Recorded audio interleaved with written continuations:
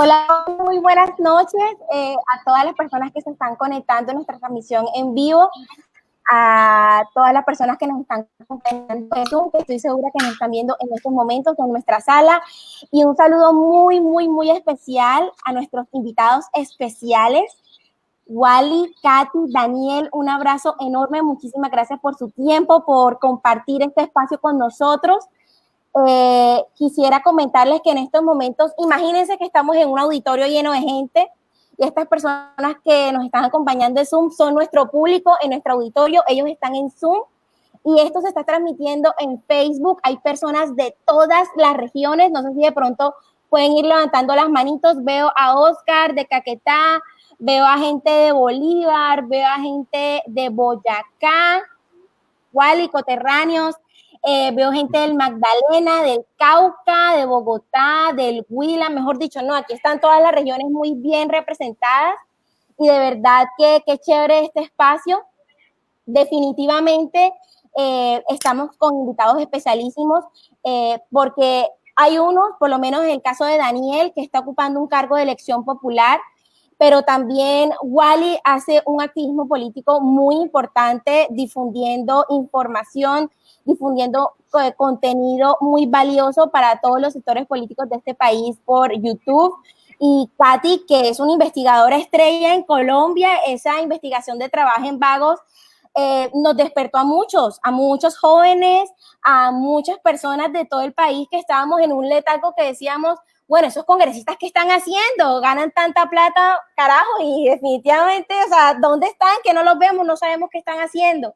Entonces, de verdad que los aportes que hacen desde las diferentes aristas a la democracia son muy valiosos y yo quiero que puedan saludar a las personas que los están viendo en estos momentos muy brevemente. Katy, empezamos contigo. Katy, no te escuchamos, estás silenciada. Ay, dame un segundo. Espérame que esto... Ay. Espérense que las fallas tecnológicas nunca. Espérenme nunca faltan. ¿Ya me oyen o nada? Perfecto, perfecto. Te escuchamos. Bueno, lo primero que quería hacer era ofrecerle disculpas públicas a Seamos por haberles quedado mal en un encuentro anterior y pues seguidamente decir que me alegra mucho poder estar acá, que les agradezco mucho, por supuesto, pues tenerme en cuenta y por supuesto un saludo muy especial a todos los que nos ven, porque la gente que nos ve en este momento es la gente que está haciendo el cambio en Colombia. Nosotros en la Veeduría del Congreso siempre decimos que el cambio empieza por los ciudadanos y todos los ciudadanos que sacan un tiempo de sus agendas, que se interesan por esto, que ponen las conversaciones sobre esto, pues son los que tienen el cambio en las manos. Entonces, pues un agradecimiento a ellos. Muchísimas gracias, Katy. Y no te preocupes, disculpas aceptadas. Les comentamos que Katy nos tenía que acompañar en nuestro Facebook Live anterior, pero por cuestiones de fuerza mayor y caso fortuito no pudo, pero bueno, aquí estamos, Katy, y mandé espero que no sea una excusa como los congresistas. Sí, total. Daniel Duque, por favor, saluda a esta audiencia que te está viendo el día de hoy, que nos está viendo a todos. Hola Ana, muchas gracias por la invitación, un saludo muy especial a toda la gente de Seamos, a las personas que están conectadas también a través del Zoom desde las distintas regiones, a la gente que se conectó al Facebook Live. Muchas gracias por esta invitación para hablar de un tema tan importante como la reforma electoral en nuestro país. Muy encantado de estar aquí con ustedes y espero que nos podamos ver muchas veces más. Claro que sí, Daniel, de verdad. Este es la segunda transmisión en vivo de Daniel. Tiene los ojos cuadrados, por aquí está firme como los músicos de Titanic acompañándonos en todo este tema. Gracias, Dani. Así es, hoy la sesión virtual duró como hasta las 5 de la tarde, desde las 8 de la mañana en el consejo, mejor dicho, hemos estado en 50.000 cosas, comisión accidental, sesión al mismo tiempo. Esta vida virtual es impresionante, pero bueno, aquí estamos firmes y muy contentos de estar con ustedes. Así es. Mi querido y estimado amigo Wally, ¿cómo estás?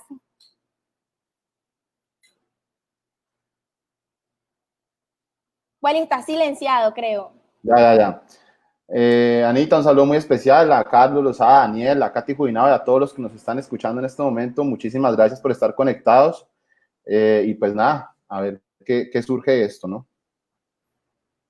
Claro que sí, gracias Wally por acompañarnos, de verdad. Yo entiendo que tú estás constantemente produciendo y creando contenido, que estás trabajando en los guiones, en toda la producción que implica tu exitoso canal. De verdad, no sabes el valor que has aportado a esta juventud y al público y a la audiencia que has generado.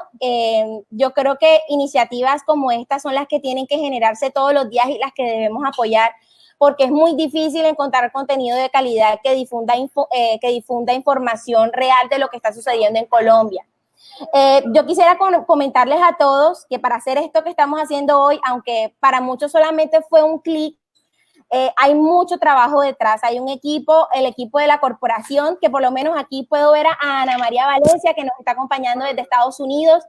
Ella está atendiendo a todas las personas que nos están llegando en Zoom, en la sala. Angélica Vega, que está detrás de todo este tema de StreamYard. Rosa Montero, que también está coordinando temas logísticos, está coordinando también el ingreso de las personas en Zoom, atendiendo a nuestros invitados, a las personas de las regiones. Y por supuesto, mi compañero en moderación, Carlitos Lozada, él es abogado, él está en estos momentos en la ciudad de Ibagué. Entonces, empecemos ya y arranquemos en materia. Y no sin antes decirles de que estas personas que estamos conectadas en estos momentos, somos una comunidad de líderes que nos interesan los temas de democracia. Y se viene algo muy importante, que es la reforma electoral. Sabemos y es claro que nos encontramos ante una ciudadanía más activa. El Internet, las TIC y las plataformas digitales están generando un nuevo tipo de democracia directa. O sea, ya no estamos hablando de que hace como 20 años que las personas no podían saber qué era lo que estaban haciendo los políticos o cómo se estaba manejando todo ese tema en el para poder o cómo se estaban tomando las decisiones públicas, sino que estamos ante una ciudadanía directa que permite a los ciudadanos manifestarse, expresarse, movilizarse, lo que pasó en el plebiscito, lo que pasó en la consulta anticorrupción, lo que han pasado con las movilizaciones ciudadanas, ha sido una cosa que está dejando precedente para ir poco a poco evolucionando en la democracia. Entonces, los ciudadanos ahora nos estamos involucrando en asuntos públicos. Eso es mentira de que no, que es que los jóvenes no están participando, de que los jóvenes no están haciendo las cosas o no se involucran en política. Sí, es cierto, hay una gran masa de jóvenes que de pronto no se involucran todavía en estos temas, pero la otra parte de la ciudadanía sin duda es creciente. Entonces, esta es una muy buena oportunidad para sembrar semilla en los jóvenes, en los ciudadanos, para que se empiecen a interesar en temas de democracia. Hoy somos más partícipes, queremos fiscalizar, eso antes no se veía, que el ciudadano esté diciendo, bueno, entonces, ¿en qué se está invirtiendo el erario? ¿Cómo están invirtiendo los impuestos? Es un cambio fundamental, estamos en la era del ciudadano digital. Y como estamos hablando de temas de reforma electoral, la idea es que podamos tener un balance de qué es lo que ha pasado en cuanto a reforma electoral, porque les cuento que se suponía que nos íbamos a conectar para trabajar sobre un documento de reforma electoral.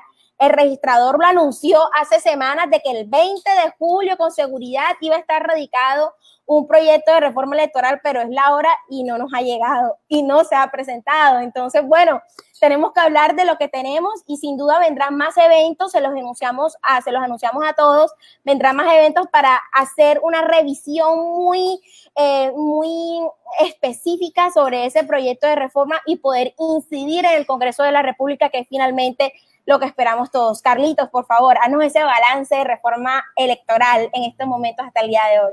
Bueno, Anita, muchas gracias. Gracias a todos los que nos están viendo, también pues a nuestros invitados. Pues desde Seamos Aquí Estamos, les vamos a explicar un poco y contextualizar a todos los que nos están viendo cuál es el sistema político electoral actual en Colombia, ¿no? Es importante saber que pues el Código Electoral es del 86 y ahí se han venido desarrollando una serie de reformas desde la Constitución también del 91, ¿no? En la ley 741 del 2002 hablamos de un voto programático, hablamos de la revocatoria del mandato, cómo aquellos cargos que se elegían por mandato popular también se podían revocar. Luego, en el 2005 hablamos de la ley de garantías, ¿no? Luego de la reelección presidencial. Luego hablamos en la ley 1475 del 2011, una reforma política, una cuota de género, y también se establecieron unas reglas para el día electoral. La última que hablamos fue la del 1909 del 2018, que pues le llaman el derecho a la oposición, donde dan una rendición de cuentas, una curula a la segunda votación, que se movió un poco y que hemos visto ahorita cómo esos segundas votaciones a cargos uninominales aceptaban o no esa curula en el Consejo, y vemos que aumentaba ese número, eso es gracias a una reforma que se dio. Y esas grandes 4 reformas que hemos tenido también del 2003, que es como la institución del voto. Por primera vez se habló del voto electrónico en Colombia, se da la posibilidad para desarrollarlo. Hablamos de unas autoridades electorales y hablamos de un umbral de un 2%. Luego en el 2004 hablamos de esa reelección presidencial inmediata, ¿no? Que fue luego, en el 2019 se eliminó. Y esa reforma del 2009, que hablamos de un umbral de un 3%, hablamos de la silla vacía, muy popular por aquellos miembros de los partidos que se quedaban o que eran sancionados, eran retirados, se quedaba la silla vacía si era temporal, y la silla congelada si era temporal, silla congelada, y si era vacía era permanente. Y la prohibición de financiación política del extranjero. Y la última que tuvimos, que para elecciones, una segunda vuelta, si no se da en la Alcaldía Mayor de Bogotá. Entonces, estas reformas han sido las que hemos podido establecer, y es importante contextualizar porque nosotros, desde esta corporación, desde nuestro tanque de pensamiento, hemos querido adelantar una serie de investigaciones, una serie de artículos que queremos presentar y relacionar con esta comunidad tan importante que mencionaba Ana, que hay de todas las regiones de Colombia, también de los colombianos en el exterior, y pues con cada uno de los invitados que vamos a tener y que hemos tenido desde el foro anterior del voto electrónico, voto digital, y ahorita sobre la reforma electoral.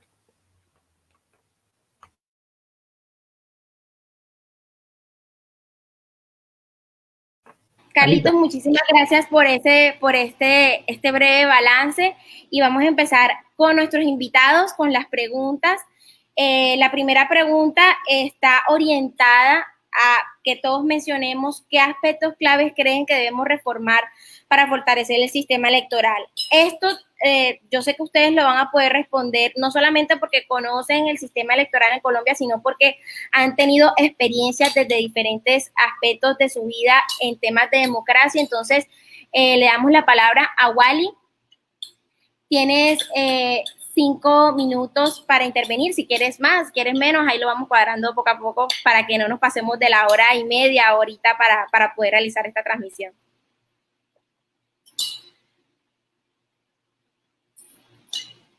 Bueno, yo creo que el debate es bastante importante. Se ha visto cómo históricamente los procesos electorales han sido cuestionados. Esto se ha dado incluso en elecciones presidenciales y todo el cuento. Hubo un escándalo completo por una elección presidencial que dio incluso surgimiento de un movimiento. Y esto se terminó de sacar terminó con la gota que rebosó el vaso en las elecciones pasadas al Congreso, en las cuales la registraduría tuvo que verse en la necesidad de hacer que los jurados electorales sacaran fotocopias, por ejemplo, para llevar a cabo una elección, una cosa que a mí por lo menos me parece gravísima, y me parece gravísimo, por ejemplo, que el registrador salía a decir que se había dado en 8 puestos de votación, cuando yo estuve acompañando un proceso de votación en Medellín, y en este proceso de votación, tan solo en uno de los puestos de votación que había cerca, se veía cómo sacaban fotocopias a diestra y siniestra para poder llevar a cabo y completar el proceso electoral de ese día. Entonces, creo que sí hay que dar un paso adelante en los procesos electorales, y creo que es importante que se den estas discusiones, y sobre todo que se den con una vigilancia y con una veeduría absoluta, tanto de las personas que están muy enteradas del tema, como también de toda la población y de todos los ciudadanos, para que se pueda llegar a un buen control en cuanto a lo que tiene que ver con elecciones, que es finalmente uno de los pasos de la democracia, si no el más importante, al menos en este país. O sea, algo así planteas en parte de que, a pesar de que tenemos un tarjetón que está dado, una papeleta que está dada con un papel para la seguridad electoral, cosas así, este sistema no funciona, tiene muchísimas fallas. Tiene muchísimas fallas y ciertamente eso que tú estás mencionando, esa experiencia, eso abre mucho las puertas para propiciar el fraude electoral. O sea, el fraude electoral desde la papeleta o desde las diferentes etapas del sistema tenaz, o sea, se puede dar fraude en cualquier momento y es muy difícil competir a candidaturas alternativas. Y ¿Sí? se da porque si tú te pones a ver, una gran cantidad de candidatos tienen que irse a ver los reconteos e irse a revisar de nuevo los formularios de los jurados para ver que realmente los votos sean los que tienen, y el 99.9% de las veces resulta que les quitan votos o les agregaron votos o algo pasó. Entonces, pues eso es una evidencia total de que hay muchas fallas en el sistema. Es solamente una de muchas. Así es, precisamente, si no estoy mal, Gustavo Bolívar tiene un libro que se llama Así se roban las elecciones en Colombia y lo explica, pero al pelo. En el libro que sacó la silla vacía, por ejemplo, también explican varias maneras de hacerle daño al proceso electoral con fraude y, bueno, en fin, muchas cosas. Katy, cuéntanos.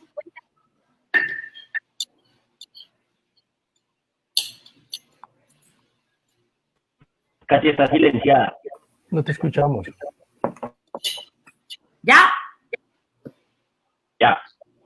Bueno, Ana, ¿me repites por favor la pregunta en la que estamos en este primer segmento? Estamos hablando de nuestras percepciones generales sobre el proceso electoral. ¿Qué aspectos creen que definitivamente se tienen que cambiar, se tienen que mejorar o qué reformas se tienen que implementar a tu modo de ver, teniendo en cuenta cómo está el sistema electoral ahora?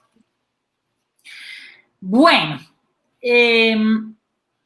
pues es una pregunta muy compleja, ¿no? No voy a pretender responder enteramente a eso, pero desde lo que yo podría decir, por lo menos quisiera dar 3 mensajes. El primero es que lo primero y más urgente que hay que arreglar de nuestro proceso electoral, entendiendo que el proceso electoral es una parte de la democracia, no es la democracia toda, pero es una parte muy importante, tan importante que define quiénes son los que nos gobiernan. En ese orden de ideas, como ciudadanos hay que dejar de naturalizar y de normalizar que el proceso electoral colombiano tiene trampas y tiene picardías y pues hay registradores departamentales y regionales que hacen sus cosas y que los políticos en las regiones cooptan jurados y que los testigos electorales de ciertos partidos están para más que asegurar transparencia, para asegurar la trampa. Y a muchos colombianos esto les parece normal. Esto le parece como que así funciona, Colombia es así y la democracia es así. Entonces, el primer mensaje que yo quisiera dar es que eso no es normal. Eso no pasa en todos los países. Eso no es inherente a las democracias. Eso no es normal. Muchas de las cosas que pasan en el proceso electoral en Colombia son inaceptables y no son naturalizables ni normalizables, si es que eso existe, ni siquiera ante la evidencia más empírica, pues, de la ciencia política. No es normal. O sea, sí es posible tener instituciones que implementen bien un proceso electoral, aun cuando la democracia de por sí tenga problemas, y esos problemas no necesariamente son los que tiene la democracia en Colombia. 1. 2. Pues para desnaturalizar esas creencias que tenemos de que lo normal es que el proceso electoral sea corrupto, pues hay que preguntarnos de qué herramientas nos agarramos o de qué mecanismos nos agarramos para empezar a desnaturalizar esas cosas. Y uno de esos mecanismos es, sin duda, el Internet y las nuevas tecnologías. El Internet y las nuevas tecnologías están ofreciendo una cantidad de alternativas realmente impensables para la democracia 20 años antes. O sea, la democracia nace como simplemente la intención de que se pudieran tomar decisiones en cuerpos colegiados lo suficientemente representativos. Esto se fue distorsionando con el crecimiento de las sociedades y de los países, porque ya somos millones y millones y millones y millones. Y en las asambleas, que hoy son los parlamentos, hay 100 personas, 200 personas, máximo 300 personas. Son 300 personas decidiendo por millones y millones y millones. Ese gap o ese bache lo podría cerrar el Internet y las nuevas tecnologías, al punto de que probablemente en unas décadas más adelante, más que tener testigos electorales en las votaciones, lo que los partidos van a querer tener son ingenieros de sistemas e ingenieros electrónicos y los ingenieros especializados en esas materias en las votaciones, porque finalmente van a ser ellos los que van a dictaminar, digamos, la rectitud de estos procesos. Y por último, pues, ¿qué tenemos que hacer los ciudadanos para que eso pase? ¿No? Tenemos que, uno, desnaturalizar que las elecciones sean un proceso corrupto. Dos, entender que las nuevas tecnologías nos tienen que ayudar. Y tres, que es la gran pregunta, ¿qué hacemos los ciudadanos de a pie para que eso pase?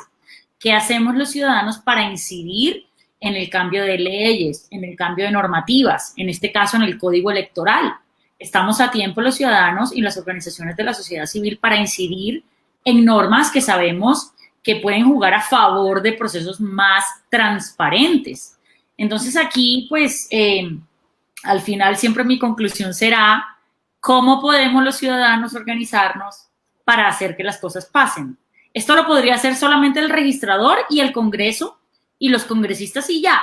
Pero si los ciudadanos nos metemos de cabeza en esto, a hacer una veeduría de la A a la Z y a decir cada cosa y a incidir, les aseguro que esto no es un proceso solamente del poder, es decir, del registrador y del Congreso, sino que entra a ser un proceso que representa las necesidades y el sentir de los ciudadanos.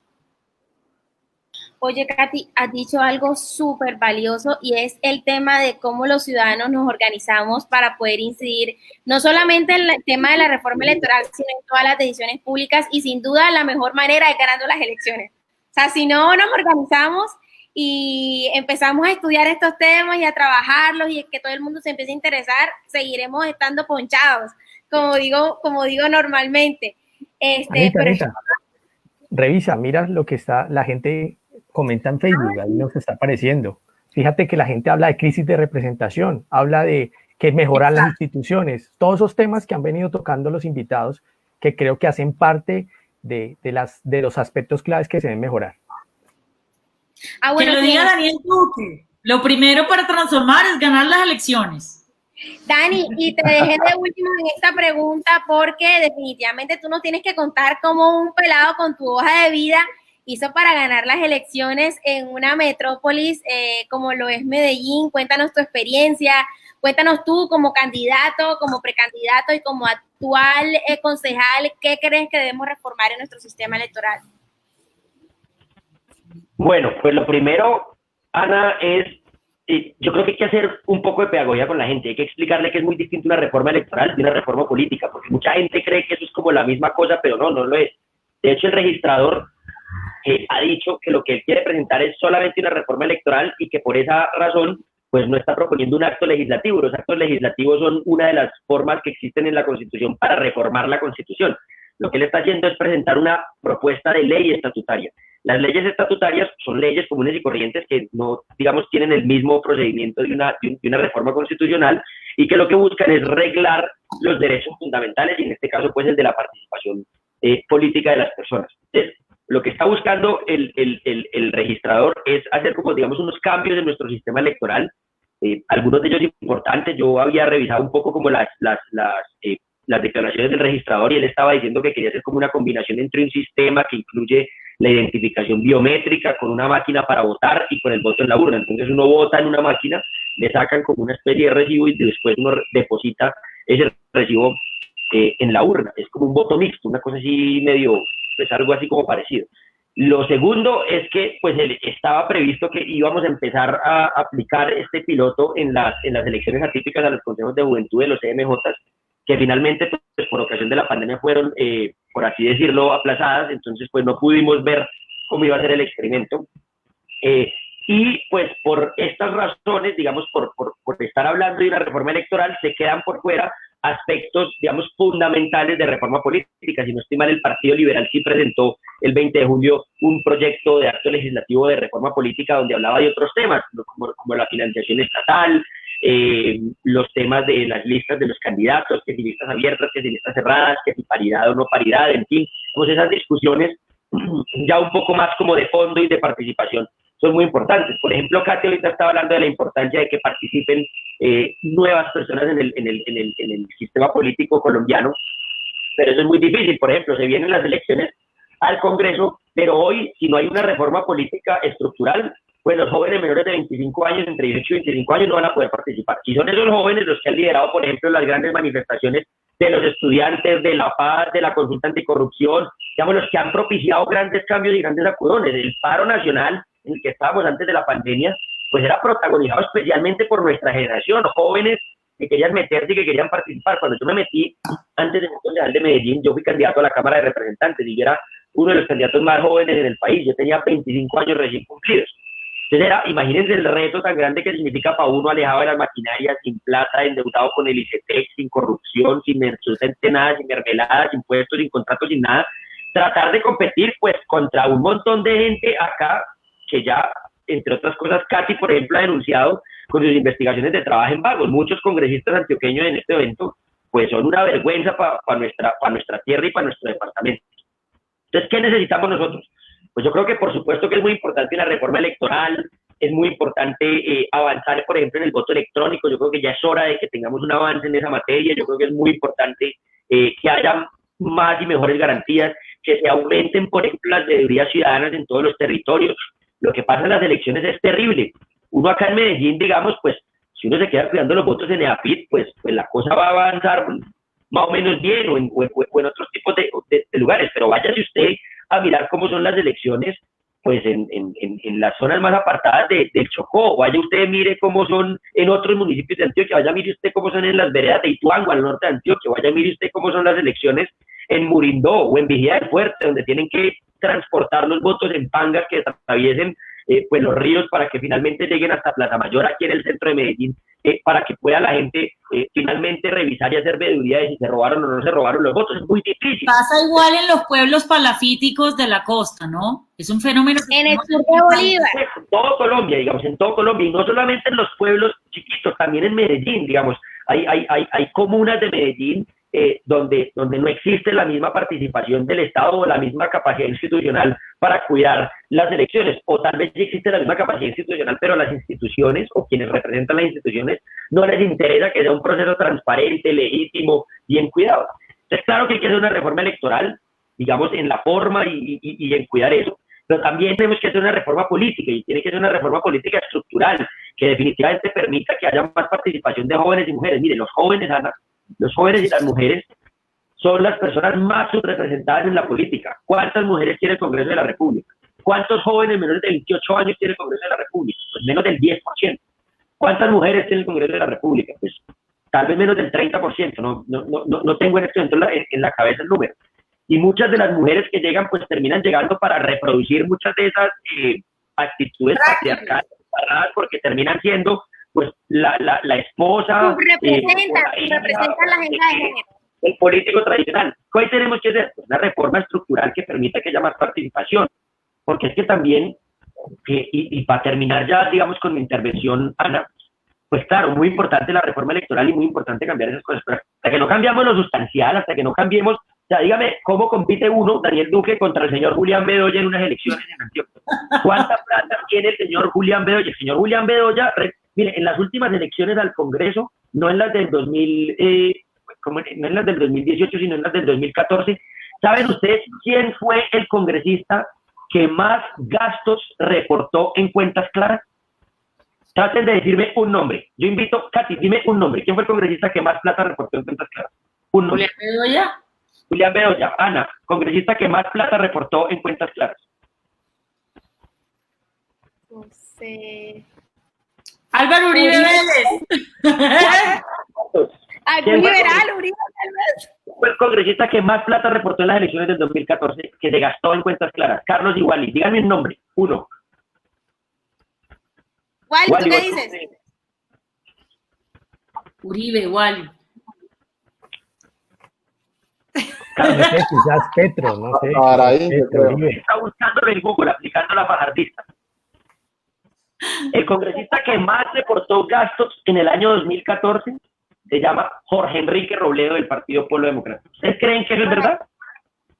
Pues lo hizo bien, ¿no? No, es el más honesto. Exacto, lo hizo bien. Es el más honesto. Pues porque el señor Jorge Robledo es un tipo de gente que presenta sus cuentas claras, que explica dónde sacó la plata, que muestra cómo la hizo. ¡Qué buen dato! Es que después que el señor Julián Bedoya se gastó menos que Jorge Robledo en el 2014. O sea, la vuelta está en reportarlo de verdad y no hacerse como que, ay, yo me gasté 50 Además, millones. porque te digo algo, a Julián Bedoya ya le condenaron a una cuota en el SENA por constreñimiento electoral. Entonces, imagínense ustedes. O sea, Julián Bedoya con una ficha de campaña condenada y Jorge Robledo, dije, el que más gasta, ay, por favor. Entonces, imagínense ustedes las falencias tan estructurales que tiene nuestro sistema político. Vaya usted y pregúntele a cualquier colombiano que está cambiando incluso a los que odian a Robledo, que dicen que es un mamerto, que es una porquería, que es Castro Chávez. Vaya, pregúntele, ¿usted quién cree que fue el congresista que más plata gastó en las elecciones del 2014? Ninguno le va a decir que Jorge Robledo. Porque en medio de todo, la gente dice, oiga, pues Jorge Robledo, a pesar de que me caiga gordo, que no me gusta, podrá decir cualquier colombiano, a mí me parece excelente, me parece un gran tipo. Pues podrán decir, oiga, este tipo es serio, es riguroso, es juicioso, y uno no creería que es un tipo corrupto, pues que se esté robando la plata o que esté, digamos, gastando más de lo que debería gastar. Entonces, eso es, digamos, como cambios estructurales que tenemos que hacer en nuestro sistema. Pues claro, bienvenida a la reforma electoral, muchas cosas para hacer, el voto electrónico, avanzar, mejorar la tecnología, la ley estatutaria, bienvenida al registrador, pero también una reforma política que sea estructural, que permita mayor participación de los jóvenes, de las mujeres, de los indígenas, de las personas que históricamente han sido subrepresentadas, y que permitan además pues garantizar que más personas de verdad lleguen a estos escenarios de poder y que haya alternancia en el poder. Sí, no. Excelente lo que dices, Daniel, y todo lo que han dicho nuestros demás panelistas, pero te estás adelantando un poquito a lo que vamos más adelante en este en vivo y en este panel. Ahorita vamos a ir con las regiones. Es muy importante escucharlos también, esos líderes que tenemos en esta comunidad. Ya la gente ha estado comentando en Facebook, ya más o menos recogido lo que ustedes han dicho a través de este en vivo, de una reforma estructural, ¿no? La diferencia entre la reforma política y una reforma electoral, las instituciones arcaicas, y hay gente que ha hablado también de la confianza. Pero bueno, eso lo vamos a tocar en este en vivo también, y vamos a darle paso a nuestro primer invitado de la comunidad, de las regiones, a ver quién viene, Anita, vamos a ver quién viene a darnos el comentario. ¿Quién va a aparecer acá en pantalla?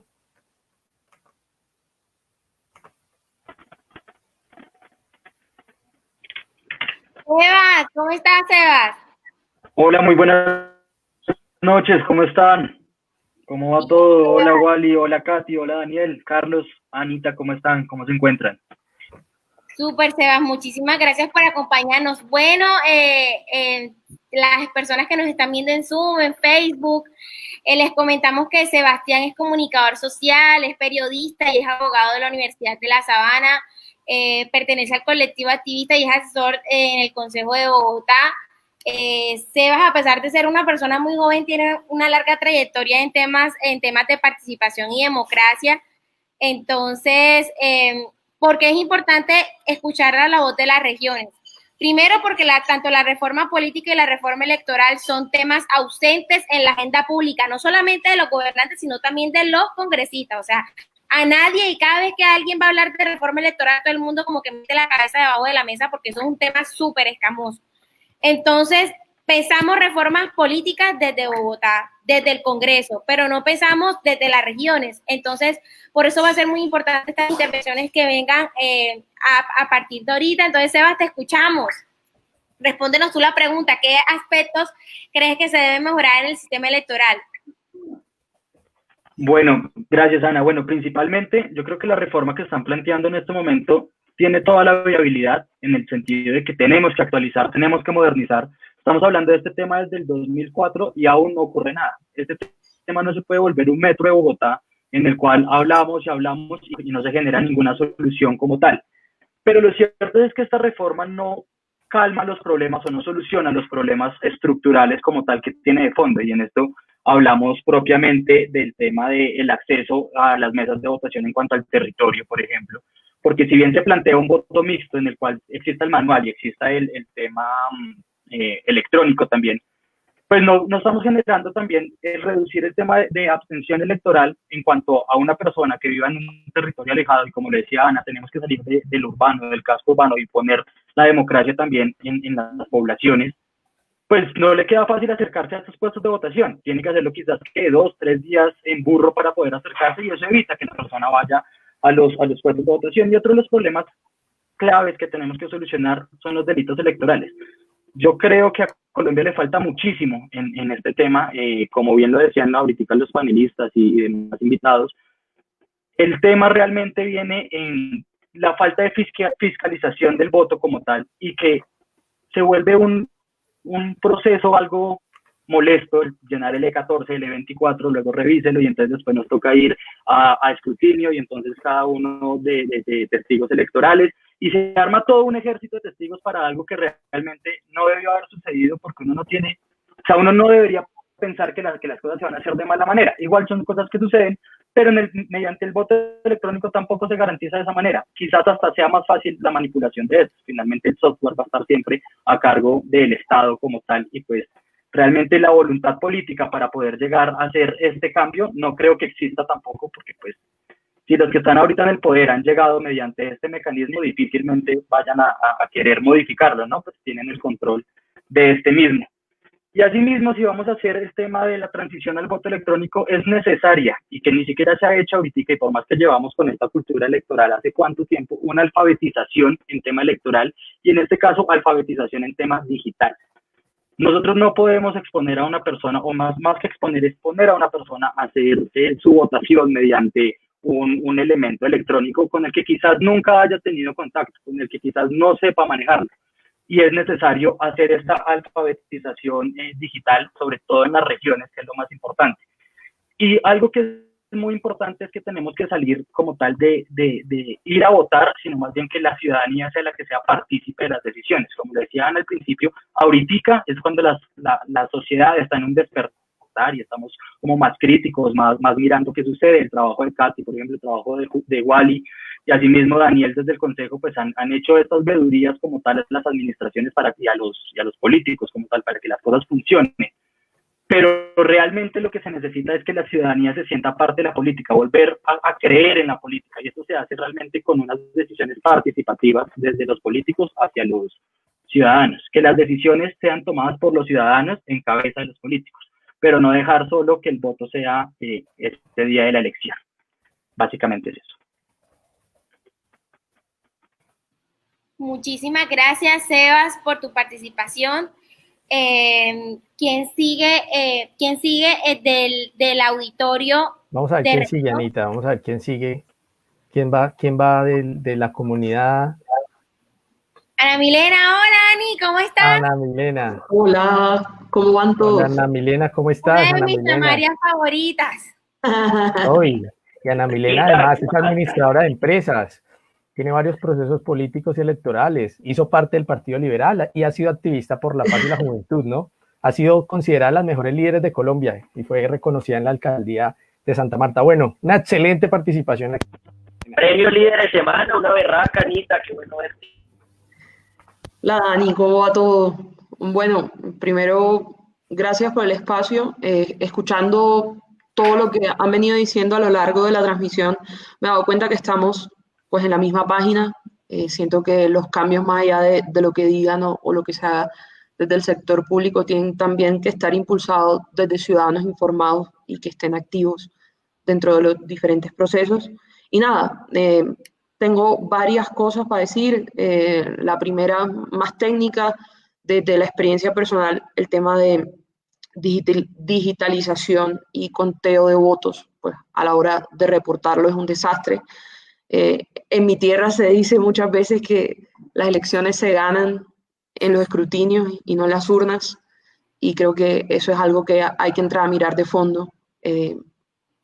Creo que más allá de simplemente hablar de cualquier cosa, antes hay que hablar de eso, de puntualmente encontrar la reforma o el método en que podamos implementar que la digitalización y reporte de resultado sea más realista y más acotado a las realidades y no que pase como ya hemos visto que los jurados se confunden y en vez de poner un voto ponen 100 y eso nos han hecho que den al cargo muchas personas que no deberían estar ahí y bueno, por ahí dicen que el que empieza mal termina mal y ya tenemos más que las experiencias con el caso. Al igual que Daniel, yo considero que una reforma electoral no puede ir solita por el camino sin una reforma política, porque aquí cuando hablamos de reforma electoral estamos acostumbrados a que hablamos simplemente de un sistema que tiene como protagonista a quien pretende hacerse elegir, pero en verdad una reforma trascendental, en mi opinión,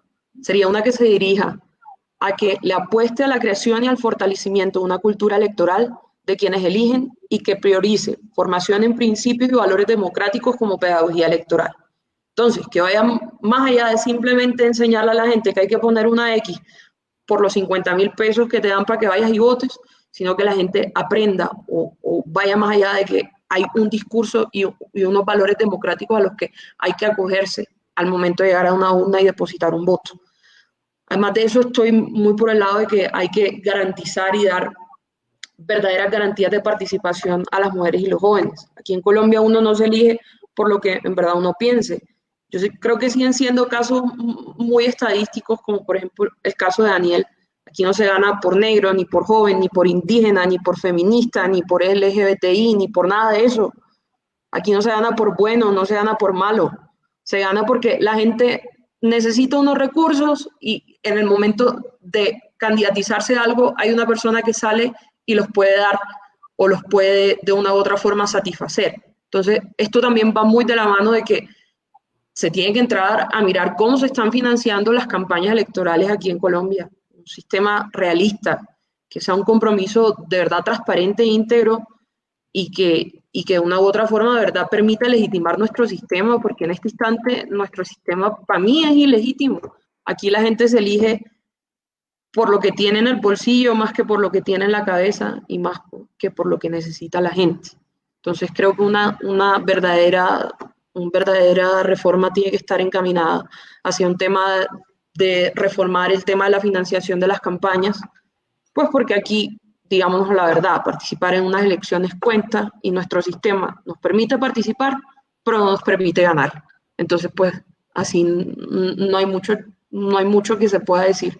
Entonces, eso es mi punto de vista y creo que aquí los que somos más de regiones como yo, sabemos que aquí lamentablemente más que las ideas y todo eso, o se gana porque los E14 se ponen mal o se gana por lo que se invierte en la campaña. Entonces, ese es mi punto de vista, entrar a reforzar para que haya más garantías para la gente, tanto en financiación como en participación. Muy bien, Ana Milena, tocadas aspectos fundamentales que hemos venido pues desde este en vivo desarrollando y que hay que tener en cuenta para una verdadera reforma estructural en nuestro país que combine el tema político y el tema electoral. Oye, tremenda frase la que te acabas de tirar, Ana Milena. O sea, aquí nos permiten participar, pero no nos permiten ganar, ciertamente. Y yo creo que es importante, Wally, ¿tú qué opinas al respecto? No, total. Aquí las garantías para las personas que realmente representan un grupo local pequeño se han visto pues contrastadas contra los grandes grupos económicos, contra las grandes casas, los grandes clanes que han existido siempre, contra los que tienen la plata, contra los que están apadrinados. Es decir, ha sido una lucha durísima de las personas que tratan de representar a un grupo, digamos, a un grupo de personas que han decidido llevar a cabo un paso a la política, pero que no tienen la fuerza económica, pero que no tienen la fuerza de las maquinarias. Entonces ha sido una desventaja completa, o sea, ha sido un contraste siempre en paralelo con lo que han sido las grandes casas y lo que han sido los políticos, que en su gran mayoría en este momento, por ejemplo, representan, ha ido cambiando, afortunadamente sí, se han dado nuevas voces, afortunadamente sí, que han dejado de lado pues las maquinarias y han dejado de lado el músculo económico tan fuerte y poderoso que precisamente, como decía Daniel Duque, ni siquiera se ve reflejado en las cuentas claras. pero yo creo que aún nos faltan muchas cosas más y creo que también tiene que mejorar una conciencia sobre el voto, porque finalmente no solamente se trata de cambiar nuestro sistema electoral, sino también de generar unas nuevas participaciones y yo creo que las nuevas generaciones son un poco más conscientes de eso, pero es importante que se vaya dejando al lado lo de la compra de votos y lo de la corrupción y lo que tiene que ver con el dinero a través de las campañas políticas. A mí, por ejemplo, el voto electrónico me preocupan muchas cosas que yo sé que ustedes las han escuchado varias veces, pero, por ejemplo, el voto electrónico tiene una desventaja en cuanto a las regiones, como lo hablábamos ahorita, en donde ni siquiera llega el Internet, donde hay problemas de comunicación, donde hay fallas en la infraestructura tecnológica, donde se pueden presentar problemas de hardware y no hay un ingeniero que pueda llegar a resolverlos. En fin, hay un montón de contrastes. El solo fraude se puede dar, por ejemplo, cuando existe, por ejemplo, un inhibidor de señal en un lugar donde el Wi-Fi puede estar llegando y simplemente alguien instala eso y ahí ya se configura un fraude electoral y sería una nueva tipificación de un delito de fraude electoral electrónico que hacemos en ese caso. Es decir, la nueva reforma tiene que tener en cuenta toda esa clase de cosas, las denuncias, cómo se van a llevar a cabo si se llega a dar esta votación y un montón de problemas que se pueden dar por el camino que vamos a tener que abordarlos completamente y las instituciones electorales van a tener que abordarlos de una manera completa para que hayan los menores hoyos jurídicos posibles, los menores huecos, las menores lagunas en esta clase de reforma y en esta clase de leyes, pues que lo que buscan es precisamente garantizar el proceso electoral y que el proceso electoral evolucione y no que nos vayamos para atrás aún más, ¿no? Totalmente, o sea, eso que acabas de decir de la seguridad electoral para el día de las elecciones es un tema delicado, pero eso lo avanzaremos más adelante en la discusión. Ana Milena, muchísimas gracias, saludos a César, saludos a la gente de tu bello departamento, muchísimas gracias. Muchas gracias, Ana Milena. Listo, Anita, ¿y quién vendrá más? Una persona más que viene de la comunidad. José David. Hola, buenas noches a todos, ¿cómo están? Hola, José, ¿cómo estás? Javi, vale, ¿cómo estás? Ajá, mi vale, ¿cómo estás, Anita? ¿Cómo has pasado? Bien, bien, ¿tú cómo estás? ¿Cómo estás? Bueno, yo súper bien, ¿no, Anita? Mira, mi participación, saludos primero a los panelistas, Jubinao, Wally, concejal, Carlos, muy agradecido por la invitación. Y pues bueno, yo creo que como costeño, a mucho honor, cartagenero, amante de la política, amante de la buena política, de las buenas prácticas democráticas, yo quisiera poner sobre la mesa un punto que quizás estamos olvidando. Las reformas electorales en Colombia tenemos que hacerlas de fondo, no solamente de forma. Wally estaba diciendo algo muy importante y es que es preocupante donde un país que tiene una cobertura en materia de Internet deficiente, una cobertura en materia académica bastante deficiente, no podemos hoy arrastrar al elector primario de pronto a este abismo por querer incentivar la participación en todos los rincones del país. Y insisto, pongo sobre la mesa un trabajo académico que hice en algún momento de mi tesis de grado en la maestría y es sobre la implementación del voto obligatorio. Yo creo que las personas que han participado en política, que hemos participado en política, que hemos sido candidatos, nos hemos dado cuenta que la realidad, cuando nosotros salimos a la calle, nos enfrentamos con una crisis social en materia electoral que los ciudadanos no están confiando en los políticos. ¿Y qué tenemos que romper nosotros? Tenemos que romper esa necesidad de que los políticos salgan a comprar el voto y que el ciudadano también tenga la necesidad de vender el voto. Yo en la investigación que hice me di cuenta y planteaba que es que lo primero es romper esa necesidad absurda de querer conseguir votos en materia electoral de manera desmedida y que muy bien lo hemos dicho aquí ahora. Lo que trunca las campañas electorales de gente preparada, de gente académica, de gente que quiere aportarle al país es definitivamente la plata y que hay políticos buenos que inician dando sus primeros pasos con honradez, con capacidades, con inteligencia y definitivamente se dan cuenta que las gente lo primero que pide en la calle, muchísimas personas, lo primero que pide es un beneficio a cambio de la participación electoral. Y eso a nosotros como políticos, los que no utilizamos la plata para elegirnos, pues nos cuesta mucho salir a la calle y darnos cuenta que la realidad es otra. Cartagena, mi ciudad, tiene una crisis administrativa nefasta, una historia que ya todos ustedes la conocen, ustedes la han seguido de lleno. Anita, tú que eres cartagenera, Catherine Jubinado, que ha estado muy pendiente de todos los congresistas de Bolívar. Y nosotros tenemos que hacer que el electorado no tenga los políticos que comprarles el voto. Tenemos que hacer que el electorado salga a votar de manera, pues es difícil decirlo, pero lo primero es de manera obligatoria. Yo creo que si analizamos otros países que han tomado estas medidas, les ha servido muchísimo. Por ejemplo, Chile, que la implementó y posterior a ello la eliminó de su derecho electoral y tuvo unas consecuencias nefastas posterior a ello. Brasil es una de las economías más fuertes, gracias, lo han asociado los economistas, gracias a la relación de la implementación del voto obligatorio, de esa participación ciudadana y con los resultados electorales. Y lo último, Anita, es que definitivamente el colombiano promedio vota, y yo te puedo asegurar que ni siquiera se sabe el nombre de la persona por quien votó, ni siquiera se sabe cuáles fueron las propuestas, los ideales en materia ideológica, lo que proponen estos candidatos. Mira, a mí me sorprende cómo las personas que yo quiero, mis personas cercanas, mis amigos, mis coterráneos, mis amigos de universidad, le vas a preguntar por las elecciones pasadas por quién votaron y ni siquiera se acuerdan, no tienen ni idea. Entonces, por eso es que estamos más representados, por eso es que hoy sentimos que en el Congreso, que en las asambleas, que en los consejos, que en las juntas administradoras locales no estamos representados, porque definitivamente a quienes elegimos no tenemos ni idea. Nosotros estamos votando por una contraprestación electoral, llámese dinero, llámese influencia, llámese amistades. Y yo sí estoy convencido de que la realidad política de las regiones es distinta. Cartagena es diferente a Bogotá, Cartagena es diferente a Medellín. Mira lo que está diciendo el concejal de Medellín, que lo sigo con detenimiento, y es que él plantea unas crisis que hay electorales en Medellín,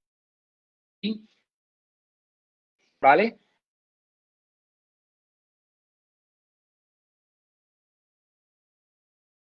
Ahí ya creo que estamos perdiendo a José. Sí, José. Cambio. RH. Nos quedó No, pasmado. imagínate, si así es un live, ¿cómo se la ponen las votaciones? La cobertura y la conectividad, sí, señor. José.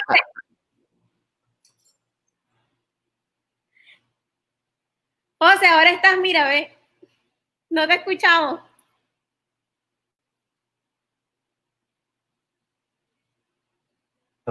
Se nos fue. Ahí vamos a la otra sección. Vamos con la otra sección, el rin. Listo. Y el Vamos rin, con la bueno, otra sección, el rin. definitivamente, y es que el tiempo en televisión es muy corto. Vamos a hacer una ronda de preguntas muy rápidas, con respuestas muy rápidas, Sí. porque la idea es que empecemos a construir esa lluvia de ideas. También en la segunda parte de esta ronda vamos a contar con personas de las regiones que también van a hacer sus aportes de manera muy rápida. Yo sí quería hacerle una pregunta a José, pero bueno, lástima que por temas de conectividad se tuvo que salir. Así 30 segundos.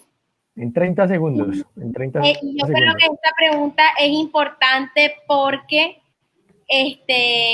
definitivamente no se puede negar que aún hay políticos y partidos políticos que se resisten al cambio. O sea, temen totalmente a lo desconocido, no son capaces de avanzar al mismo ritmo que la tecnología, y esto es un tema que es insostenible. Esto tiene que ir cambiando paulatinamente, porque tal como se ha manifestado y como se ve, hay un nuevo ciudadano que demanda una nueva autoridad. O sea, no queremos los mismos políticos ocupando nuestros cargos. Entonces, la pregunta es, 30 segundos, empezamos, Daniel, Katy, Wally, listo, en ese orden. ¿Por qué o qué aspectos creen ustedes que los congresistas se resisten hoy a cambiar del sistema electoral colombiano? ¿O los congresistas o los políticos tradicionales? Pues muy fácil, porque no quieren perder el poder, porque saben que si tenemos un sistema electoral, un sistema político un poco más justo, que le abra espacio a los jóvenes, a las mujeres, a la gente que normalmente no ha tenido espacio, pues van a perder las elecciones, así de sencillo. Entonces, pues obviamente se niegan a autorreformarse porque pues lo único que tienen es ese microespacio de poder, el cual pueden mantener gracias pues a todas las triquiñuelas que hacen a través del sistema que tenemos y a través de la cooptación, y no quieren que haya cultura política y no quieren que la gente entienda la importancia de votar. Muy rápidamente, ¿en qué momento electoral o en qué momento de la etapa electoral se confabula o se configura ese momento para cometer el fraude o para asegurar las elecciones? Lo que pasa es que no solamente hacen fraude de comprar los votos, y ya eso lo hacen muchísimo, eso es muy normal. O sea, la compra de votos es absolutamente normal en un país como Colombia. Cuando usted sale en el día de las elecciones y se camina una comuna de Medellín, usted ve carpas con gente repartiendo sancochos, repartiendo boletas, repartiendo 50.000 pesos por persona para que la gente vote. Pero el momento en el que la gente empieza a comprar las elecciones es incluso desde el mismo momento en el que gana para las próximas elecciones, porque entonces cuando empiezan y cuando deben los favores, pues lo que se gastan su mandato y su cuatrenio. Uno, ¿por qué Arturo Char nadie le conoce la voz en el Congreso y hoy es presidente del Congreso? Pues muy sencillo, porque el señor se ha dedicado históricamente a pagar favores, a entregar dádivas, a conseguir puestos, a conseguir contratos, a darle favores a sus familiares, a darle favores a sus amigos. ¿Y por qué ustedes creen que un montón de senadores se declararon impedidos en su momento para votar y después les negaron los impedimentos a sus otros compinches? Pues muy sencillo, porque es que entre ellos se cubren, entre ellos se mantienen allá en ese poder y en esos espacios. Entonces, pues, por supuesto, compran los votos el día de las elecciones, pagan plata, pagan sancochos, en fin, pero también lo hacen durante el trabajo legislativo que desempeñan. Entonces, por eso uno los ve que muchos de ellos no opinan, que no presentan iniciativas legislativas, que no votan, que uno nunca les escucha la voz. ¿Por qué? Porque su trabajo no es ese, su trabajo no es legislar, su trabajo es pagar favores políticos para poder seguir ganando elecciones o para que su clan siga ganando elecciones. Sí. Así es, Dani, tienes toda la razón. Bueno, al honorable presidente no le conocerán la voz en el Congreso, pero sí en YouTube. Y más ahora con el último video que sacó Wally. Aunque Wally, la verdad, hizo unas críticas infundadas a su gran talento musical, me parece, en su último video. Yo dije que él cantaba muy bien, la verdad. Ah, mentira. Que ha quedado sorprendido por su talento. Dice Katy, no se le escucha, que no canta bien. Katy, activa el micrófono. Katy, no escucha. Pero por Dios. Ya les estoy diciendo que no vengan a inventar. Lo peor de Arturo Char es como canta. No inventen. No, estoy de Lo acuerdo. peor de Arturo Char es su faceta artística. No, es su faceta artística. Es mejor su faceta futbolera. Te los digo que lo tengo investigado. Lo peor de Arturo Char es su faceta artística. Bueno, entre gustos no la futbolera nada más. Katy, cuéntanos en 30 segundos, ¿qué aspecto crees tú que los congresistas se resisten a cambiar? O sea, que tú digas, no, el tema de la papeleta, el tema de los testigos, o cómo funcionan los jurados, o cómo se asignan, no sé, ¿qué aspecto crees tú que digan, no, ellos no lo quieren cambiar por nada del mundo porque ahí es donde le entra el agua al coco? Te voy a decir algo terrible. Los congresistas no quieren cambiar casi nada, porque tal como opera el sistema hoy, y tal como operan las reglas del Congreso de la República, son perfectas para la opacidad y para que ellos no rindan cuentas y para que la gente no se entere de lo que ellos están haciendo. Entonces, para responderte la pregunta de manera simple, ellos no quieren cambiar nada. Esto es el más típico y elemental status quo, es decir, las personas que están en el poder, que tienen unas reglas de juego a su favor y que por supuesto no están dispuestas a cambiar esas reglas de juego. ¿A cuenta de qué? Dirán ellos. Pues a cuenta de qué? De que más del 70% de la ciudadanía en Colombia quizás es clase media pobre, a cuenta de que la ciudadanía en Colombia no tiene garantizado lo que dice la Constitución, a cuenta de que la ciudadanía en Colombia no tiene garantizada ni la vida, ni el trabajo, ni la salud, ni la educación, como lo promulgó la Carta Magna en su preámbulo, algunas cosas en el 91.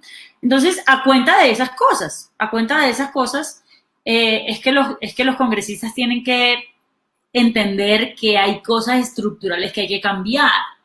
Pero aquí la pregunta, Ana, desde lo que yo puedo aportar al debate es, ¿cuál es la deuda del Congreso de la República en todas esas cosas que necesita la ciudadanía, en todas esas garantías constitucionales que no le hemos brindado a la gente?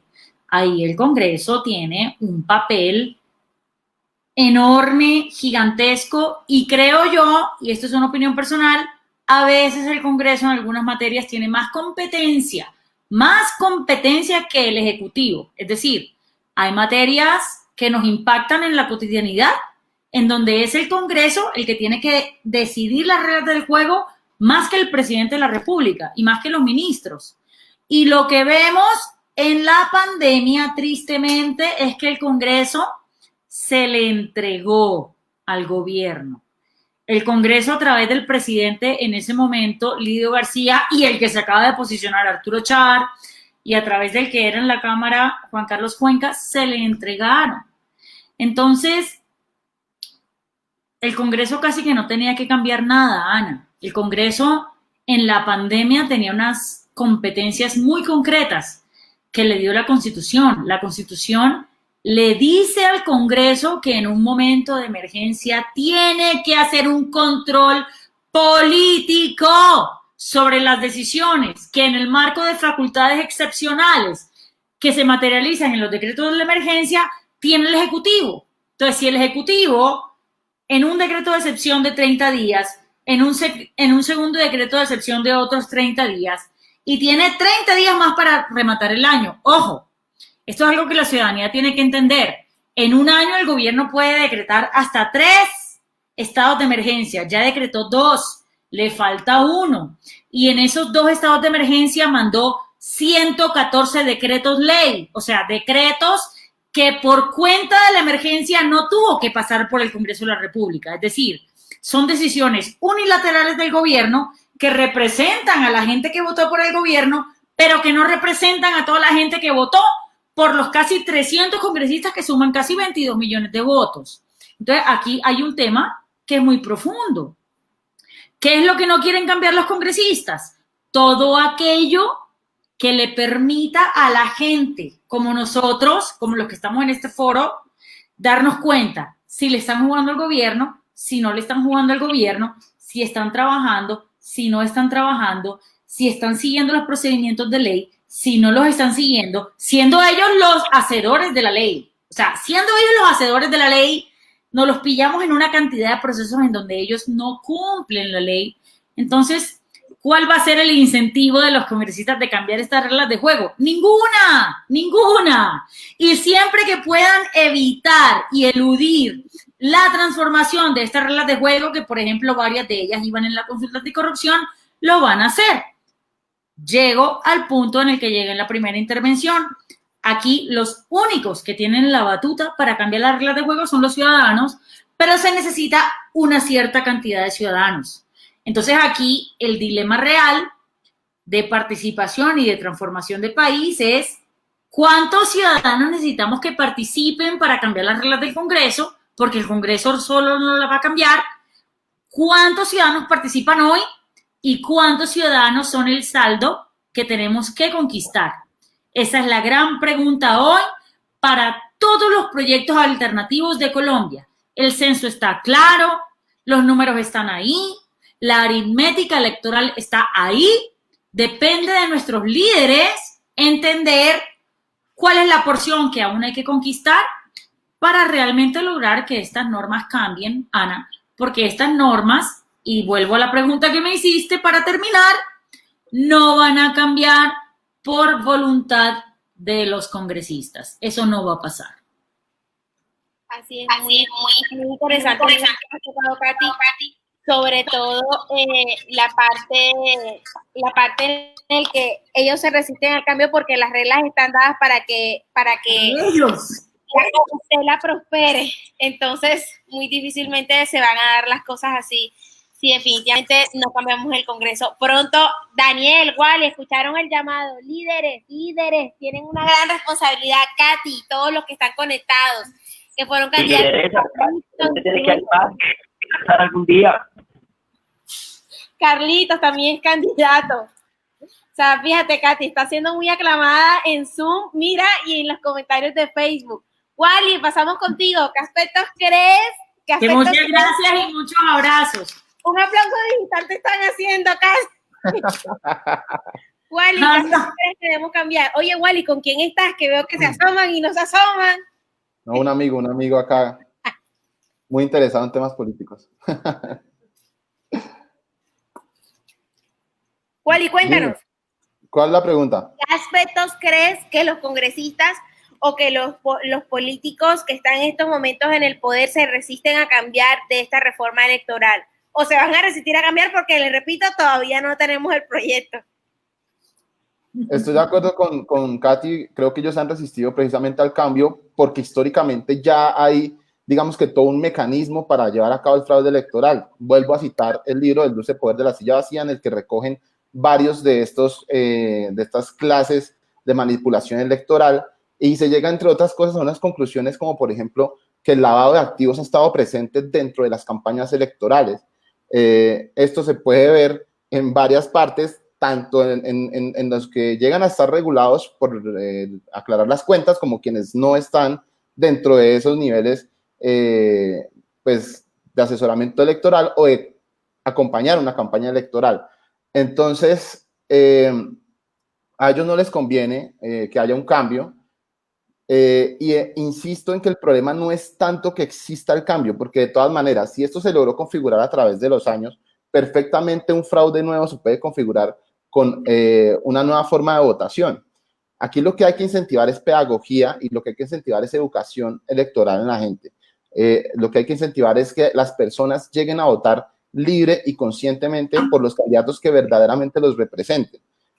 Porque, insisto, o sea, si seguimos con la idea de, bueno, hay que renovarlos, que hay que hacerlo, que hay que dar los pasos y que me parece excelente que ya estemos avanzando un poco hacia lo que tiene que ver con el voto electrónico o con la reforma electoral que hace muchísima falta, es cierto también que tenemos que adecuarnos para una buena pedagogía, no solamente con los electores, sino también con las personas que van a estar detrás de todo lo que tiene que ver con esta reforma electoral, los jueces, las personas que van a precisamente dar esa pedagogía, quienes van a estar en la configuración, en el manejo, ¿cómo decirlo? En mantener estos equipos o en mantener el sistema nuevo que se va a imponer, etcétera, etcétera. Pero bueno, resumiendo la pregunta que me haces, creo que ellos han estado en contra de eso precisamente porque durante muchos años ya se han acostumbrado a una clase de elección y una clase de fraude, pues que los ha mantenido cómodos, tranquilitos, que saben que no les falla,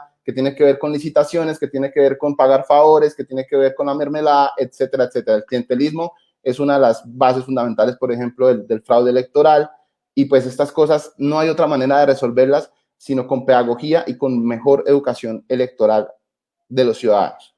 Creo que no se puede hacer nada más, por más que evolucionemos y por más que avancemos, así nos tocara votar con piedras. Sería excelente si las personas lo hicieran a conciencia y honestamente, pero si no se hace así, imagínense, es muy complicado. ¿Hay que dar los avances? Claro que sí, pero creo que se tiene que avanzar también de la mano con la gente. Bueno, totalmente de acuerdo contigo. Carly, ¿quién sigue? ¿Qué sigue? Con la comunidad. Seguimos con las comunidades. Vamos a ver quién está listo para la comunidad. Pero tenemos también, explica lo que tenemos también. Bueno, Aleja les cuento, Aleja es voluntaria de la Corporación Seamos, ella es estudiante de FIGRI, está en su último semestre de voluntariado y para poder controlar el tiempo de las regiones, Ale, muchísimas gracias por acompañarnos, ella va a sacar unos emojis para que podamos respetar el uso de la palabra, porque aquí se habla bueno con ustedes, pero bueno, ya todos están casi que en su última parte de la jornada del día. Y listo, Ale, entonces ya sabes, a los 30 segundos sacas la paleta, pones la de adelante, me gusta.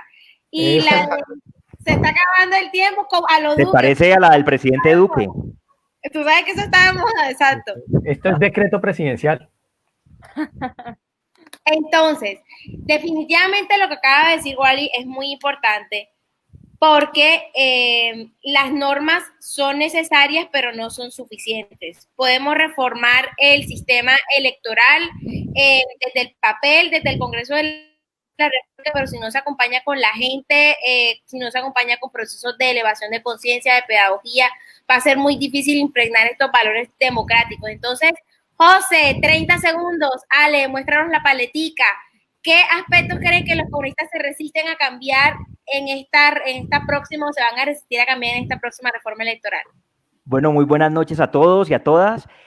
Como decía el concejal Daniel, no solamente se viene la reforma de la registraduría, sino también las diferentes colectividades políticas van a presentar reformas políticas. El Partido Liberal presentó una antier. Esa, por ejemplo, toca temas como la creación del Tribunal Electoral, listas cerradas 4 años, voto preferente 4 años y así intercalándose, y financiación preponderantemente estatal.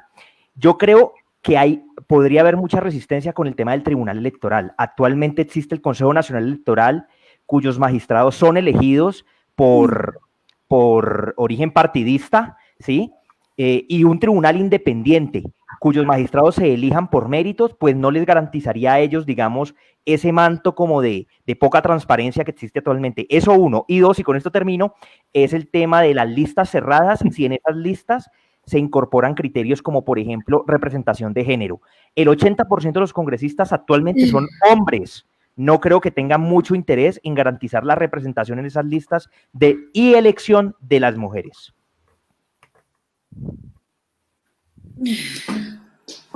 Bueno, Anita, muy bien. Gracias, José, muchas gracias. Bueno, ¿quién sigue de la comunidad? ¿Quién está listo de la comunidad también? Bueno, les comentamos mientras llega la otra persona que José es abogado, fue durante muchísimos años asesor en el Congreso de la República. ¿Cuántos años, José? 5 años. 5 años en el Congreso, muy joven, es una de las personas más inteligentes en estos temas que conozco. Además, segunda participación, Anita. Sí. Lo tuvimos en el live pasado también con una muy buena participación a José. Muchas gracias, compañeros. Bueno, José, muchas gracias por acompañarnos. ¿Quién sigue? A ver. Bueno, pero Anita, vamos con la otra parte del rin, mientras que llegan los de la comunidad. Y ahí nos va a ayudar María Ale para no se nos pase el tiempo con nuestros invitados. Anita, y es la pregunta muy importante en 30 segundos. ¿Qué reformas deben implementarse para otorgar esas garantías? Hablábamos de los jóvenes, de las mujeres, de esas personas que se necesitan más en la política. Hablaba el concejal, Wally y Katy. Entonces, en 30 segundos, por favor, respóndenos. Vamos, Katy, vamos, Wally, y va de últimas, Daniel. En 30 segundos. Voy a utilizar un pito para decirles María, que se les acaba el tiempo, ¿vale? Listo. Vamos, Katy, por favor. Porque tú sabes que las caritas están más de moda, Ale. Perdón que tenía el audio apagado. ¿Me repite la pregunta? Perdón. Sí, Katy. Estábamos hablando que, bueno, en este vivo hemos hablado mucho de la importancia de las garantías de participación, sobre todo en mujeres y jóvenes. Entonces, ¿qué reformas crees que deben implementarse para que de verdad sea esa participación real y no sea una simple cumplimiento de cuotas, no sea una simple imposición de mañas a través de mujeres y de jóvenes? Yo creo que hay que hacer una primera claridad, y es que una reforma política no implica una reforma electoral. Son dos cosas distintas. Una reforma electoral al código electoral, como lo que estamos viendo ahorita, o que es lo que quiere proponer la registraduría y algunos congresistas, tiene que ver con los tecnicismos del proceso electoral. Por ejemplo, cómo se definen los jurados o se inscriben, cómo se definen o se inscriben los testigos, cómo pueden hacer auditoría los partidos, cómo en el día del voto en la urna podemos tener un mecanismo de identificación biométrica con votación electrónica, pero al mismo tiempo tener un mecanismo análogo, paralelo, que nos permita saldar cualquier gap de desinformación.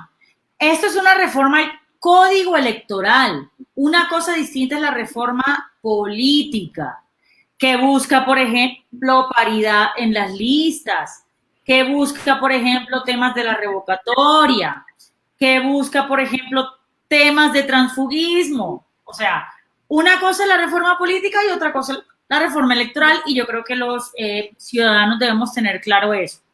Aquí lo que hay que entender, creo yo, Ana, y amigos de Seamos, es cuáles son esos cambios concretos que se proponen en la reforma del Código Electoral. Porque, por ejemplo, aquí hay unos temas muy serios que ya desde Trabajo en Vagos hemos venido comentando, que tienen que ver con las auditorías al software de la registraduría en lo que compete al proceso netamente electoral. Es decir, las democracias modernas o civilizadas tienen unos procesos de auditoría internacional a sus elecciones. Colombia no lo ha tenido. Acaba de medio tener un simulacro con las elecciones de octubre de 2019. ¿Cómo vamos a hacer desde la ciudadanía? ¿Cómo vamos a hacer desde organizaciones como Seamos?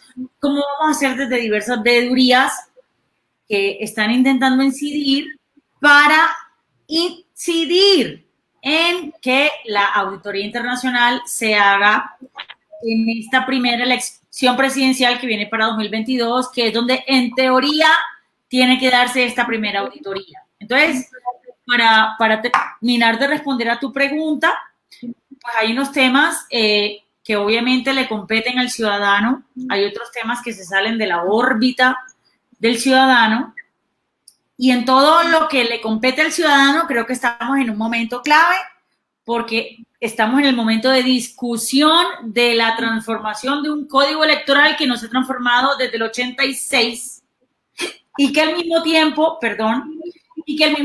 en esa segunda línea de incidencia ciudadana que tiene que ver ya propiamente con la transparencia electoral, cómo nos organizamos para que podamos forjar un proceso de veeduría con ONGs internacionales que son las que lo hacen. Estos son procesos caros, son procesos dispendiosos, caros. O sea, esto requiere de la coordinación de los partidos políticos, esto requiere de la coordinación de líderes políticos para que podamos no solamente pedirle a la ONG que venga, sino que además tengamos con qué pagarla.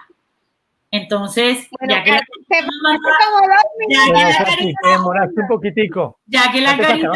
a rayar, ahí saben que es lo peor, que acabo de ver la carita solo porque me pitó. Si me la habían mostrado antes, no la vi.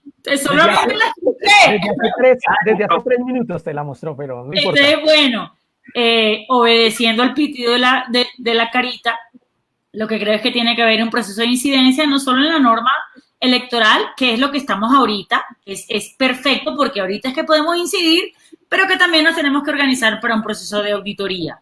Y perdón con la carita. No, tranquilo, te perdonamos. Katy, no, gracias, muy valioso lo que nos ha dicho. Wally, a ver. Wally, vamos contigo. ¿Cuál es la pregunta? Wally, estamos hablando de implementarse para garantizar la participación de jóvenes y mujeres.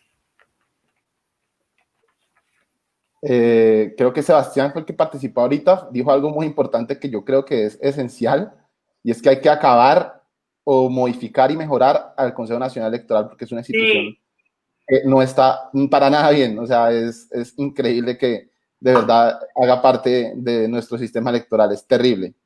Y pues ya no me extiendo más de esos 30 segundos, creo que esa es una de las cosas, y otra de las cosas es mejorar la pedagogía electoral. Muy bien, concejal, Daniel. Voy a tratar de ser lo más rápido posible. Mire, lo primero, y estas son iniciativas que hemos defendido desde el Verde, es bajar la edad para la postulación a las circunscripciones electorales. Es inaudito que hasta los 25 años apenas pueda ser uno candidato al Congreso de la República y apenas a la Cámara de Representantes y ni siquiera al Senado. Lo segundo, limitar la reelección de corporaciones públicas a 3 periodos. Eso lo hemos dicho de distintas maneras, hemos insistido, hemos jodido, hemos sido canzones con ese tema, nos parece fundamental. Lo tercero, el voto electrónico. Lo cuarto, la paridad en la conformación de las listas, que también me parece fundamental para que haya más mujeres participando, que estén ahí haciendo parte de esto. Y también, por supuesto, la financiación de las campañas por parte del Estado. Yo creo que eso es muy importante, pero además la educación política, la pedagogía. Muy bien, muchas gracias. Anita, seguimos con la comunidad. Vienen 2 personas. Está Sergio Murillo.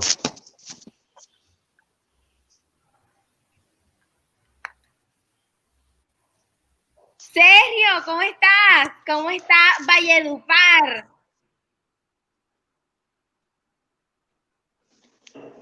Súper, súper chévere, bien, gracias a Dios. Aquí en la capital del vallenato. ¿Estás viendo las caritas, Ale? Muéstrale las caritas. Te escucho. La pregunta es, responde por favor en 30 segundos. ¿Qué aspectos creen que los congresistas se resisten a modificar al sistema electoral y qué reformas deben implementarse para otorgar la garantía de participación electoral a las mujeres jóvenes? Es importante decir, Anita, es importante decir que Sergio es abogado y además secretario del Partido Liberal en el Valledupar. Bueno, Sergio, vas. Sergio, cuando falten 10 segundos se muestra esta paleta, ¿vale? A tu primera palabra. Bueno, hola a todos, a los panelistas, Katy, Wally, Daniel, a mis amigos Carlos y Ana de tantas luchas y tantas batallas. Les mando un abrazo fraternal de aquí de Valledupar. Un abrazo a todos muy caluroso y muy liberal.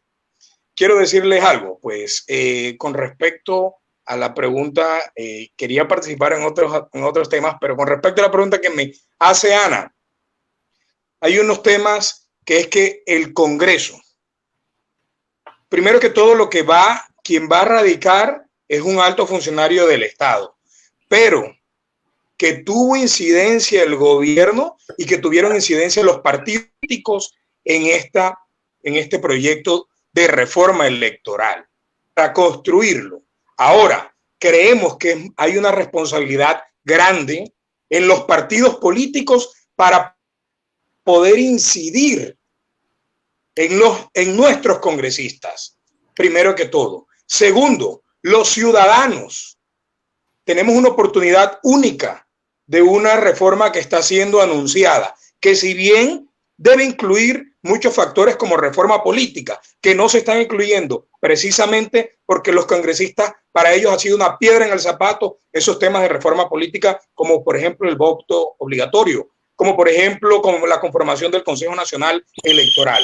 Pero los congresistas en estos momentos seguramente no les interesa porque les cambia el sistema con el cual ellos se han venido eligiendo por años.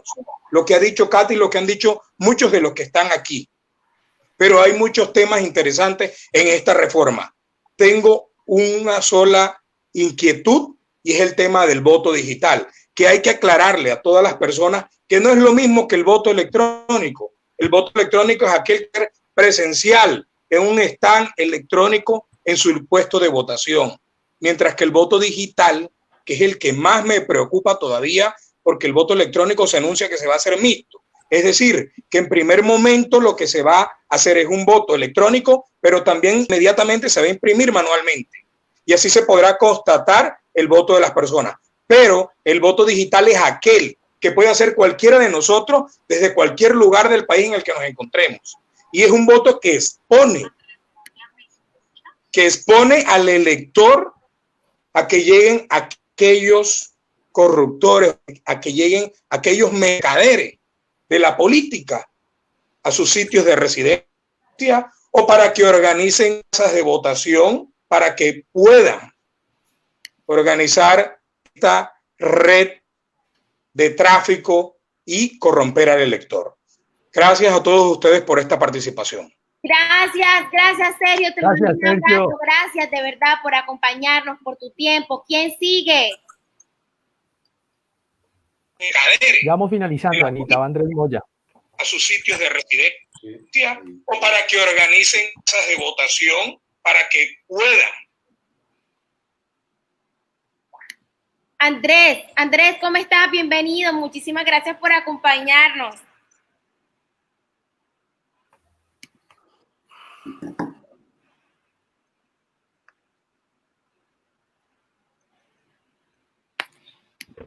Perdimos a Andrés. Perdimos a Andrés, Anita. Bueno, hasta Anita, el momento. Reconozcamos esa gran participación de todos los miembros de la comunidad. Más de 50 personas nos han acompañado por Zoom y pues hemos tenido una interacción también muy importante por Facebook. Es importante tener en cuenta, y agradecerle a todos los que están a través de esta serie en vivos que estamos realizando para poder constituir una comunidad que pues propende por la democracia digital. Sí, bueno, vamos a hacer unas conclusiones muy rápidas al respecto para cerrar y una invitación a todas las personas que están conectados en estos momentos. Estamos formando una comunidad en todo el país para poder hablar, para poder pensarnos una reforma electoral y una reforma política desde las regiones, porque no es lo mismo la experiencia tanto del elector como del candidato, como de la sociedad civil en general, que tenemos al momento de consignar o de depositar nuestro voto en una urna, ni tampoco la participación se delimita a una urna o al día de las elecciones. Ese tema y estos temas lo que estamos tratando y esta conversación que estamos teniendo es precisamente porque ya es hora de bajar la discusión electoral a una cúpula poderosa que decide pareciera que por una mayoría representándonos, pero no. Simplemente están eligiendo, entonces, para acomodar sus propios intereses, y la idea es generar estos espacios de conversación en la sociedad civil. Lo que ha dicho Katy es muy importante, Wally, Daniel, no podemos seguir dejando estas discusiones en manos de unos pocos, sino que todos tenemos que estar empapados para tener real incidencia. Únicamente ganando las elecciones y movilizándonos, de esa forma es que vamos a poder ganar y poder mejorar este platanal en el que nos encontramos. 10 segundos de despedida, Wally, Daniel, Katy, en ese orden para las personas. Nada, pues agradecerles, teniendo en cuenta que el proceso electoral, y insisto hasta el final en que tenemos que tener es cultura electoral. Y pues nada, a todos los que duraron conectados hasta este momento, los que nos acompañaron por Facebook, muchísimas gracias. Último video de Wally Opina, no se lo pierdan, hago la cuña, entonces no se lo vayan a perder, está buenísimo. Y listo. Un abrazo a todos los panelistas, muy amables, muchas gracias. Wally, no te salgas todavía. Katy. A mí me complican tanto cuando me ponen a resumir, pero lo que diría es que tengamos claro, por favor, que una cosa es una reforma política y otra cosa es una reforma electoral. Ahorita estamos hablando de una reforma al código electoral, es decir, a los tecnicismos. Dentro de esos tecnicismos tenemos que, como ciudadanos, exigir, primero que todo, la identificación biométrica.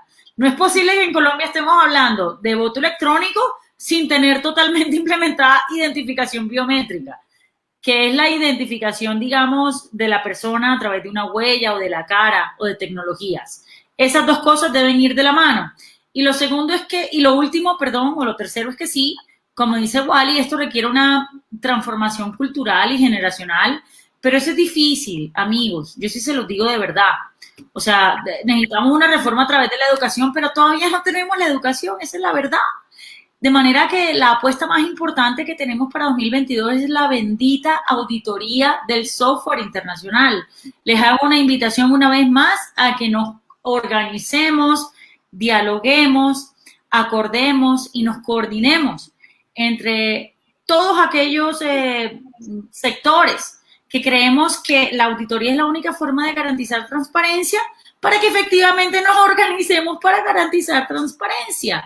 Y esto es una gestión muy fuerte. Una cosa es hablar en Twitter, una cosa es quejarse, otra cosa es poner tweets efectistas o hacer videos, otra cosa es gestionar la auditoría internacional. Esto es un trabajo descomunal que requiere voluntad política, que requiere a los partidos políticos, que requiere a los líderes de esos partidos, que requiere a la ciudadanía y que requiere plata, porque las auditorías cuestan plata. Entonces, ojalá, y es el mensaje con los que yo quiero dejar, ni la reforma al código electoral que estamos hablando ahorita, ni ninguna reforma política puede ser efectiva de verdad si no hay un proceso de auditoría y observación.